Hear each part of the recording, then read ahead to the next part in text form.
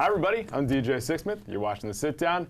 You're gonna like this next one. Shameik Moore is here. He's talking Wu-Tang on American Saga. Tang, Wu-Tang, Wu-Tang. You've been saying that for like 5.5 months, right? That's right. Yeah, I can't wait to go on stage with them and be like, when I say Wu, y'all say Tang, Wu-Tang, Wu-Tang. Yeah. They are quite a group when you think about it. 25 years in the making too, and still going. It's still going. And when they say still going, let's just verify. Yeah. You know, this is where I come into play here, Absolutely. right? You know what I'm saying? The TV show that's coming out is bringing new eyes to Wu-Tang in a whole different way. I bet you the streaming numbers go up again. You know what I'm saying? Oh, absolutely. Yeah, I wish All I was this getting a stuff. cut of that money. The Showtime, yeah, that'd be nice, right? You know what I mean? The It would be Showtime nice. documentary, now the Hulu I'm gonna series. talk to RZA. RZA's doing it right. Try to get my bag right. Yeah. You know what I mean? Well, he brought you into this, which is pretty He sweet. sure did, but I want some of his side of it. Yeah, that'd be pretty nice, right? It's like, can you imagine you made something like 15, 20 years ago and you're just still cashing in on that? Well, that's them. It's not a bad deal, right? Yeah, it's not. And I feel like it's really gonna have a new life too, after the show drops. So, yeah. Absolutely. And the whole scripted drama thing to kind of show what life was like in Staten Island. You guys Right. go there and film. So how'd you get involved with this whole thing? I was working on a different project called Cutthroat City. RZA was directing. I executed that role, you know, and I guess I showed him that I could do a Wu-Tang project. You know, I could get gritty. Mm-hmm. You know what I mean? Dope kind of show, like the good boy that has to do, like, you know, things in order to survive. And then the Get Down, it had like, you know, some grit to it because of, you know, Shaolin and Cadillac and whatnot. But it was very theatrical and fantastical, you know. It's a great show on Netflix, 70s hip hop, all that. But Wu-Tang is like, you know what I mean? This is a whole different ballgame. You know what I mean? Take a gun and put it in your mouth. You know what I'm saying? That's What'd you gritty, say? I don't yeah. want to hear you say nothing else. You know what I mean? Just Yeah. I don't want to go crazy on camera right now, but you know what I'm saying? But it's a whole Like, different level for It's you. a whole different thing. So anyway, he was convinced based off of my performance in Cutthroat City. And yeah, over that next year that passed, he ended up telling me that I would be Shaw Rada. And later on, after I signed and everything, he told me I'm Raekwon. So yeah. So what was the biggest challenge of playing this role? Well, with Shaolin, it was like I got to make my version of Of the guy. Yeah. You know what I mean? But this person is the younger version of someone that you can meet today. Right. You know what I mean? So this person might not have the same size stomach, but it's growing. You know what I'm saying? This person might not have the scorpion, you know what I'm saying, or the spider, the tarantula on his chain, but he got a chain. You feel me? The grills are in. Yeah, you know meet what I see guys mean? like this all around. And then on top of that, you know what I'm saying, the lingo, how he interacts and talks to people, how he walks and how he sounds when he's rapping and how he reacts to things. Like that all needs to be him, you know what I mean? And then from that, I get to, because we don't know this version of him, I have very little space to make it me, but in that space, I help make the character come to life. So I think that's cool because you have some room to play, but then at the same time, it's like you do have to get the guy right. So That's right. Just kind of find the balance with that. That's right. So It's what was the 70-30 for yeah. sure. So what was the most interesting part of just playing around with those two things? It's just that it was a different workout for my muscle. You know what I'm saying? You could, what would you be doing if you're like working out, right? You're doing this, right? What is this right here? You're doing curls. Curls, Yeah. right? And that's hurting right here. So when we do this right here, You're getting the shoulders you're involved. getting the shoulders Yeah. in. So you can do another 15 if you go up. You know what I'm saying? If you come down, you're just gonna start burning again because you just did 30 now. You're on the next 15. So anyway, point is that I feel like I've been flexing the fictional, like reality, whatever. Now it's like, oh, now play somebody that's real. Yeah.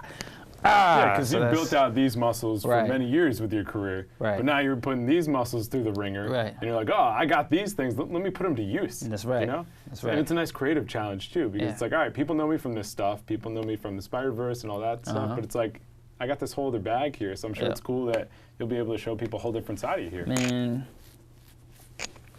I will say one of the OGs told me about 3 days ago, I was like, I hope you can see Raekwon in me. And he was like, we'll see. Oh. I was like... A little skepticism there. Yeah. I was like, oh, he's going to respect me. He is going to respect me. Check out a couple episodes. Yeah, he's going to respect me. I'm expecting a call. So even with the RZA blessing... I'm expecting a call. I hope you get a call. So even with RZA's blessing, you still got your doubters out there, which I'm sure is pretty interesting. Well, I mean, RZA is involved, you know what I'm saying? So people outside of it is like, we all see how things end up working out. I mean, how many of the movies that you look forward to seeing actually accomplish entertaining you as much as you were hoping? You know what I mean? How many TV shows do that, you know? Yeah.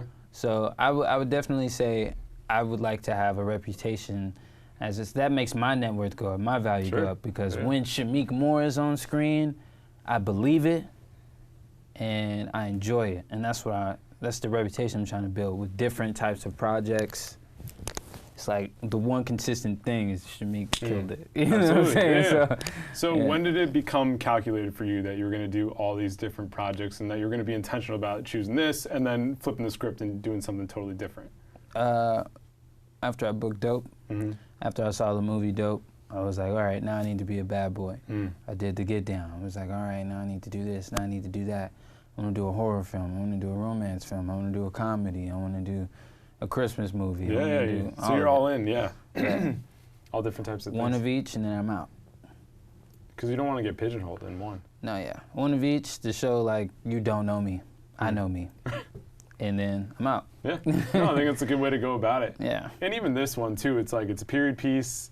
People are nostalgic. People want to go back and see what this was like. Right. And it's also fictionalized too. So it's like you kind of let your mind wander. It's like, all right, what was Staten Island really like back then? Right. What were those guys doing? And I think people will be into that. Right. I agree. Hopefully. We'll see. I think so. Well, I mean, people were into the documentary and people are still listening to the music. So why do you think Wu-Tang cuts through all these years later? You have a group of men who are quote unquote felons or whatever. It depends on who you are, how you look at things. Boom. And they called themselves Wu-Tang, you know what I'm saying? They combined martial arts sounds and the aesthetic, you know, in their whole vibe, you know what I mean? And then they were mad hood, you know what I'm saying? They weren't cookie cutter, you know, they started the gangster rap vibe, the gangster rap energy. They were the first group, you know what I'm saying, fresh out of Staten Island. Talking crazy on the interludes. Yo, I'm gonna keep stuffing you and feeding you and feeding you and like, yo, I'm gonna hang you by your and fucking have you hanging off the building and all that. I'm like, well, the first time I heard that, I'm like, what? What just hit me, right? Whoa, wait a second. You know, wow, Wu-Tang style. You know, and then you see them in this 10, 9, 13, however many black dudes just grilling you down with the grills in their mouth or whatever they talking about, just killing you, killing your mother, you know what I mean? If you disrespect them, selling drugs and cooking up this and doing, it's like, wow. And they blew up, that's unique.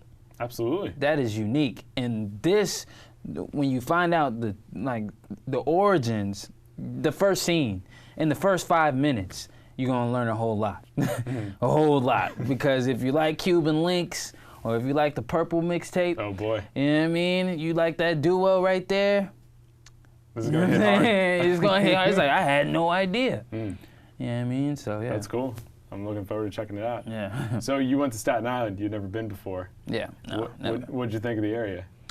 I mean, I would wake up, because I'm still sleeping in the transit, right? I'm waking up at like 6 in the morning or before that, get in the van's outside, knocked out, bumpy rides, in the van, wake up, Shameik, you know what I'm saying? Hey, Shameik, how you doing? All right, we have your breakfast for you. All right, come on, let's get this workout in. All right, cool. It's like, I didn't even really. Just a routine. Yeah, you know, it's a routine. You ever get tired of it? Or just as your life and you just I get a little frustrated, you know what I'm saying, only when I feel any lack of respect. Other than that, I'm good. But like any the lack people of you respect, work with, or people I work with, or people that's working for me. When I say working for me, like on set, you know what I'm saying, like the PAs or whatever. Yeah, you know what I'm saying. Like, it's just like, after I say something, it's pretty much what I expect to happen. I got you. You know what I'm saying? Yeah. It's just like, if my name need to be Will Smith, you know what I'm saying? Does my name need to be, what, Michael B. Jordan? Sure. Or can Idris Elba? we just get it done? Come on, like, now I have to raise my voice. Now I have to, like, put, you know, it's just like. No, you don't want to be doing So that's that. the only thing. That's the I only feel thing. you. Yeah. So who are some other people in the industry you're looking at and you're like, oh, I like the way this person's moving or this person's doing some cool stuff? Who do you look up to in the industry? I look up to Idris Elba. Good guy to look up to. You know, just history-wise, I mean, Will Smith, Denzel is just based off of principle. You know what I mean? I think Michael B.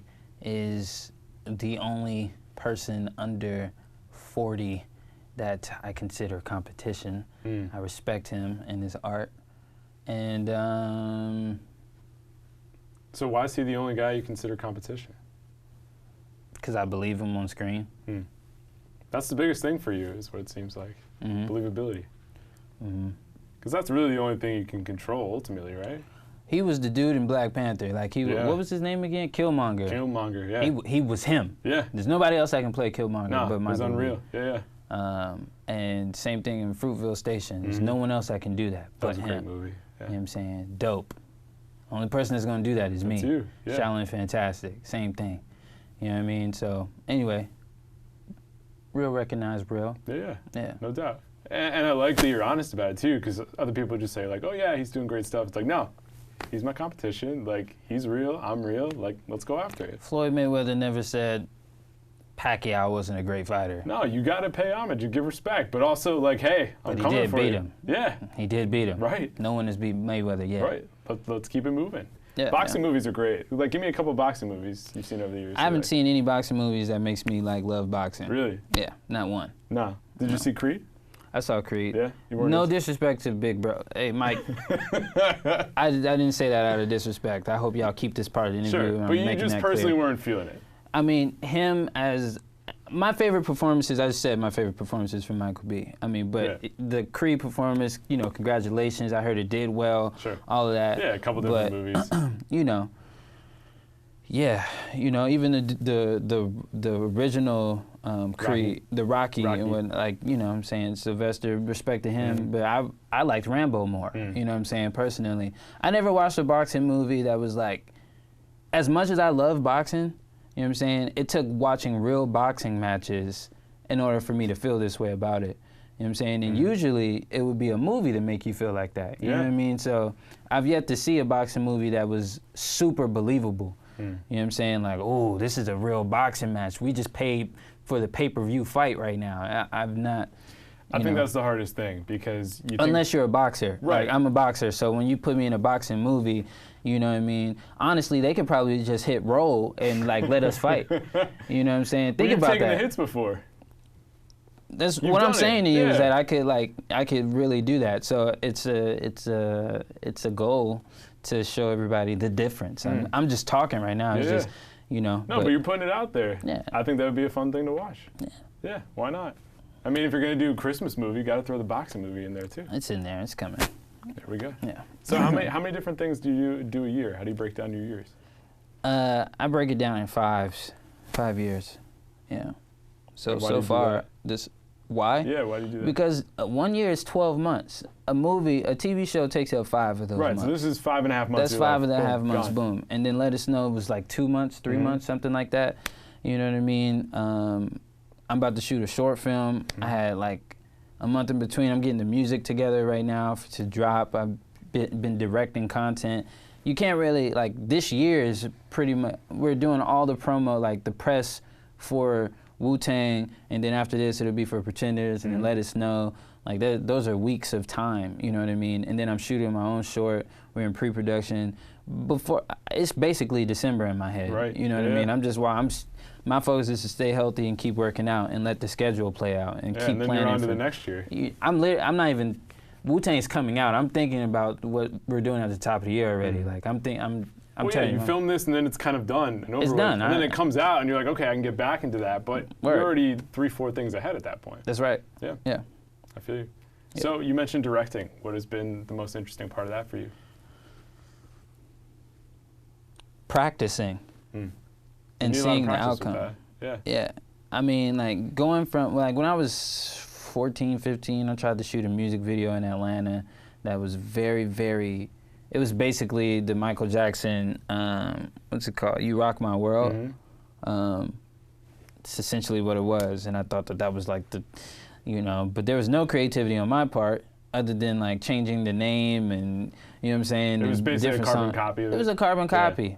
You know, and then I booked Dope and I learned this, and I booked The Get Down and I learned that, and then I did Spider-Man, so I paid attention to some writing things, and you know what I mean, and voiceover and how I can go back and ADR this and I can do that, you know what I mean? Pretenders with the aesthetic that you guys haven't seen yet, but like a French wave, you know, noir vibe, you know, 2019 though, you know what I'm saying? And long story short, directing, it went from there to like my last thing I directed was closer to like 30K, you know what I'm saying? And, you know, so eventually I want to be at 200K, I want to be at 500K, I want to do $1 million, $7 million, $10 million, $100 million budget, but you gotta start here. Exactly, you know what I'm saying? I'm taking the money I make from my movies and I'm putting it into, like, I'm investing everything in myself.